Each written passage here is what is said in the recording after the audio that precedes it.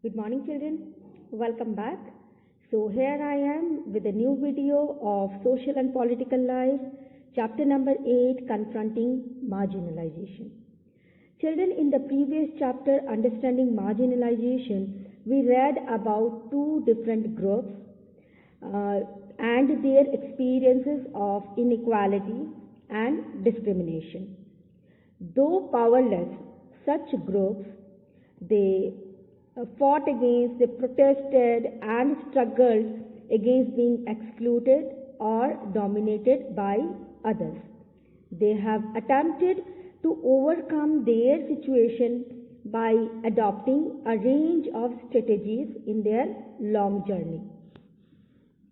Religious solace, armed struggle, self-improvement and education, and economic uplift, there appears to be no one way of doing things.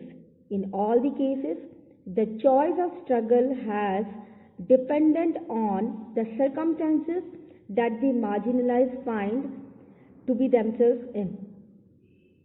In today's chapter, Confronting Marginalization, we will deal with various methods through which the concept of marginalized was confronted.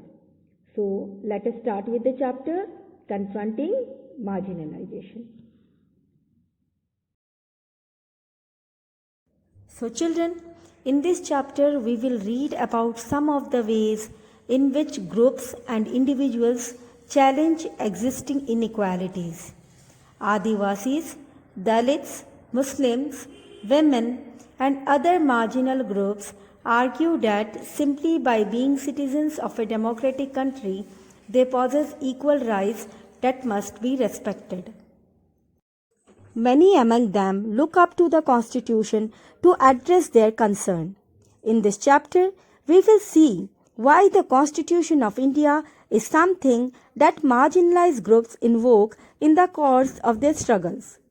As part of this, we will look at how rights are translated into laws to protect groups from continued exploitation, and we will also look at the government's efforts. Now let us understand how fundamental rights are invoked. The Constitution, as you have learned in the first chapter of this book, lays down the principles that make our society and polity democratic. They are defined in and through the list of fundamental rights that are an important part of the Constitution. These rights are available to all Indians equally. As far as the marginalized are concerned, they have drawn on these rights in two ways. First, by insisting on their fundamental rights, they have forced the government to recognize the injustice done to them. Second, they have insisted that the government enforce these laws. In some instances, the struggle of the marginalized have influenced the government to frame new laws. Article 17 of the Constitution states that untouchability has been abolished. What this means is that no one can henceforth prevent Dalits from educating themselves, entering temples, using public facilities, etc. It also means that it is wrong to practice untouchability and that this practice will not be tolerated by a democratic government. In fact, untouchability is a punishable crime now. There are other sections in the Constitution that help to strengthen the argument against untouchability. For example, Article 15 of the Constitution notes that no citizen of India shall be discriminated against on the basis of religion, race, caste, gender, or place of birth. This has been used by Dalits to seek equality where it has been denied to them. Likewise, other minority groups have drawn on the fundamental rights section of our Constitution. They have particularly drawn upon the right to freedom of religion and cultural and educational rights. In the case of cultural and educational rights, distinct culture and religious groups like the Muslims and the Parsis have the right to be the guardian of the content of their culture, as well as the right to make decisions on how best this content is to be preserved. Thus, by granting different forms of cultural rights, the Constitution tries to ensure cultural justice to such groups. The Constitution does this so that the culture of these groups is not dominated nor wiped out by the culture of the majority community. Now let us discuss about the laws for the marginalized. As you have read, the government make laws to protect its citizens.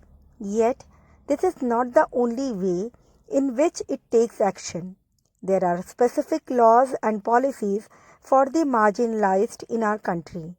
There are policies or schemes that emerge through other means, like setting up a committee or by undertaking a survey, etc.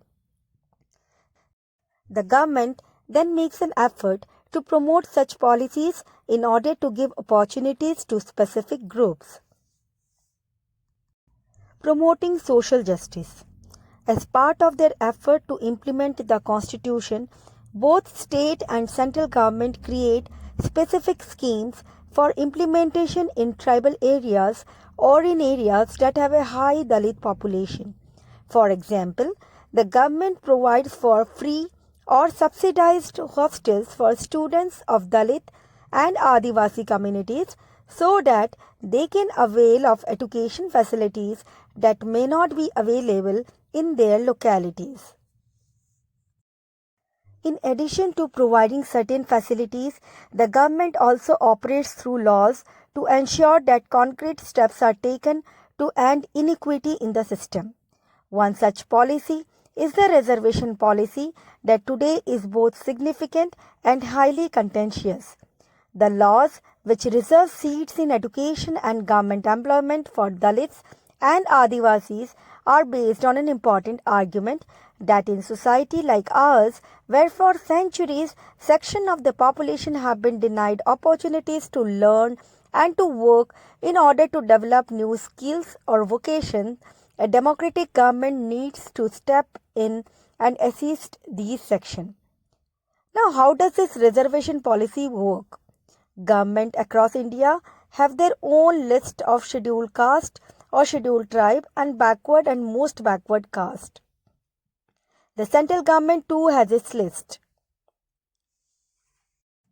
Students applying to educational institutions and those applying for the post in governments are expected to furnish proof of their caste or tribe status in form of caste and tribe certificates. If a particular Dalit caste or a certain tribe is on government list, then a candidate from the caste or tribe can avail all the benefits of reservation. So children, this is all for today. We will discuss more about this chapter in the next video. Till then, goodbye.